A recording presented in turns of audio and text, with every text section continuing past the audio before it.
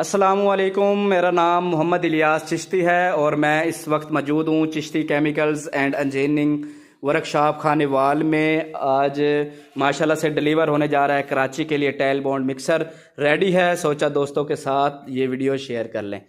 आप Chishti chemical engineering workshop में बनवा सकते हैं 1, 2, 3, 200 किलोग्राम के 4 मिक्सर, ठीक है, ऑन डिमांड। ठीक है, इसके अलावा मिक्सर हमारे पास छोटे बड़े अवेलेबल हैं। तो बात करते हैं 200 किलोग्राम मिक्सर टाइल बॉन्ड की। सिंगल फेस मोटर लगी हुई है, घरेलू बिजली पर चलता है। ठीक है, इसके अंदर स्पैनर शाफ्ट मुकम्मल स्टील के हैं। तो आज आपको चलाकर भी दिखा देते हैं, डेमो वीडियो चलाइएगा जी।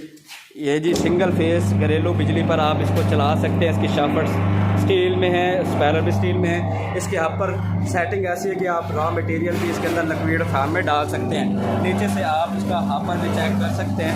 ये घरेलू बिजली पर चलने वाला टाइल